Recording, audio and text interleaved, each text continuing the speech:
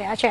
એના સાથે જ બજાજ ઇલેક્ટ્રિકલના પણ પરિણામ જાહેર થઈ ગયા છે। તેના પર વધુ ચર્ચા કરવા માટે હવે આપણી સાથે કંપનીના ચેરમેन અને मैनेजिंग डायरेक्टर शेखर बजाज जोड़ाई गया है।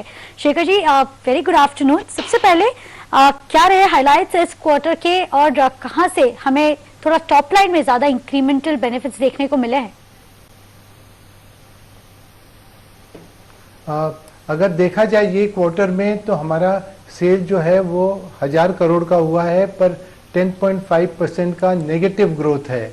मेनली 31% हमारा नेगेटिव ग्रोथ हुआ है लाइटिंग बीयू में, क्योंकि जो CFL का मार्केट एकदम चला गया है। LED में हमने लास्ट ईयर गवर्नमेंट को बहुत सप्लाई किया, इस बार वो ऑर्डर नहीं आया है, इसलिए जो बॉटम लाइन है, जो प्रॉफिटेबिलिटी है, वो जो 30 करोड़ से 25 करोड़ की हुई है, 5 करोड़ गिरा है।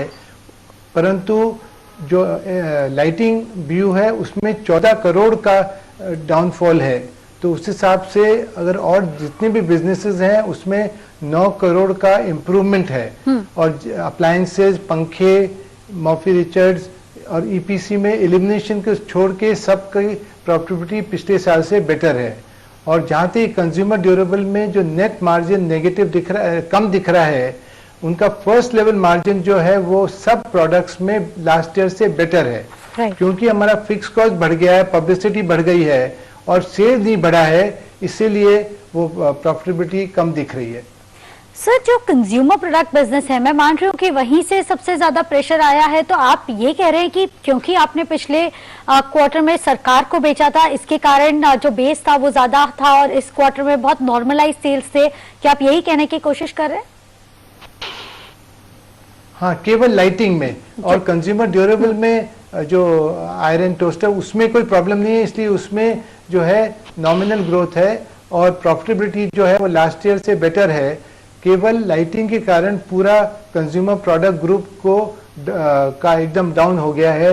5.4% नेगेटिव ग्रोथ दिखा रहे हैं और प्रॉफिटेबिलिटी जो है वो काफी डाउन दिखा रहे हैं, क्योंकि लाइटिंग सेगमेंट जो कि अगले क्वार्टर में जब सीजन है अभी अक्टूबर, दिसंबर और जनवरी, मार्च में, तो उसमें कंज्यूमर ड्यूरेबल का जो है वो प्रॉफिट भी बढ़ेगा और टॉप लाइन भी आएगी।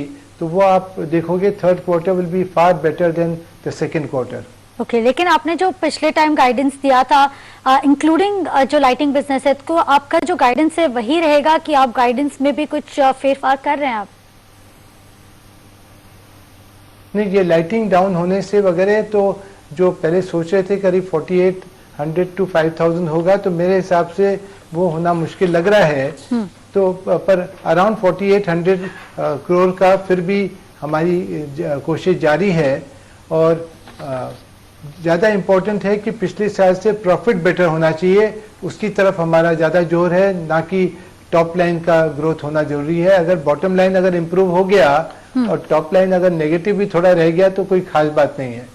सर, आपके जो मार्जिन्स है वहां पे भी हमें थोड़ा प्रेशर तो इस बार आता हुआ दिखाई। तो सर, आपने ऑलरेडी कह दिया कि लाइटिंग बिजनेस के कारण वो पूरा जो कंज्यूमर सेगमेंट है वहां पे प्रेशर था। तो सर, इसके अलावा अगर हम वॉल्यूम्स की बात करें तो क्या वॉल्यूम्स में कोई बढ़त देखने को मिली है इस क्वार्टर में? नहीं, मैं बताया कि लाइटिंग के कारण ओवरऑल नेगेटिव है, पर अदरवाइज ऑलमोस्ट फ्लैट है। कंज्यूमर ड्यूरेबल और मॉफी रिचर वगैरह, पंखा वगैरह सब मिला के फ्लैट है। इसके कारण वो -5.4% आ जाता है बिकॉज ऑफ लाइटिंग। अगर लाइटिंग को हटा देते हैं तो फ्लैट है, कोई खास नेगेटिव नहीं है। सर, मॉनसून का कोई भी इम्पैक्ट आपने पिछले क्वार्टर दरमियान नहीं देखा क्या? मॉनसून का इम्पैक्ट हमें इस क्वार्टर में, या रूरल सेल्स का जो इम्पैक्ट है, इतनी सारी बातें चल रही थी पे कमीशन को लेके भी, क्या कोई इम्पैक्ट पिछले क्वार्टर में नहीं दिखा? तो क्या इस क्वार्टर में हम उम्मीद कर सकते हैं? मैं सोचता हूं कि पिछले क्वार्टर में भी दिखा था, पर हमारा पूरा फोकस सेकेंडरी सेल पर है, तो इसलिए आपको प्राइमरी सेल से आपको लगेगा कि इतना ग्रोथ नहीं है। पर जो मूवमेंट है मार्केट में बिकॉज ऑफ पे कमीशन, बिकॉज अच्छी बारिश हुई है, और इसलिए अक्टूबर में ऑलरेडी हमारे को पॉजिटिव ग्रोथ दिख रही है। और नवंबर, दिसंबर में भी जो फीडबैक है कि अच्छा सेकेंडरी सेल होगा, तो आप थर्ड क्वार्टर में और फोर्थ क्वार्टर में भी मच बेटर। तो आप देखोगे कि थर्ड और फोर्थ क्वार्टर में ये जो पे कमीशन, अच्छी मानसून वगैरह के कारण आप अच्छा नंबर देखने के लिए आप सोच सकते हैं। बिल्कुल सर, आखिर में बस इतना पूछना चाहूंगी क्योंकि जीएसटी अब आता हुआ दिखा था, जो रेट्स है ऑलमोस्ट 28% के। सर आपको क्या लगता है कितना इम्पैक्ट कंपनी पे पड़ता हुआ दिखेगा? क्या मैथ्स आप कैलकुलेट करके बैठे हैं? नहीं, इसमें ऐसा नहीं है। जीएसटी का शॉर्ट टर्म में बेनिफिट उतना नहीं है। मेन चीज है कि जो लोग अभी तक टैक्स नहीं भरते थे, जो इस जब जीएसटी आएगा तो एक तो सिंप्लीफाई हो जाएगा। इंस्टेड ऑफ 3-3, 4-4 टैक्स दे रहे थे, एक्साइज ड्यूटी दे रहे थे, ऑक्ट्रॉय दे रहे थे, सर्विस टैक्स दे रहे थे, वो सब सीएसटी दे रहे थे, वो सब हट जाएगा। एक सिंगल टैक्स होगा। और जो लोग इसमें, क्योंकि ये सप्लाई सेल्स बेस्ड है, तो इसलिए जो लोग बिना बिल के जो धंधा वगैरह करते थे वो लोग को इसमें आना पड़ेगा। तो रिलेटिवली जो हमको डिसएडवांटेज था अगेंस्ट जो लोग टैक्स नहीं भरते हैं, वो हमको डिसएडवांटेज खत्म हो जाएगा, तो उसका बेनिफिट हमको मिलेगा, ये मैं मानता हूँ। ओके सर, शुक्रिया आपका हमारे साथ जुड़ने के लिए और ये सारी डिटेल्स एटलीस्ट हमारे सामने रखने के लिए।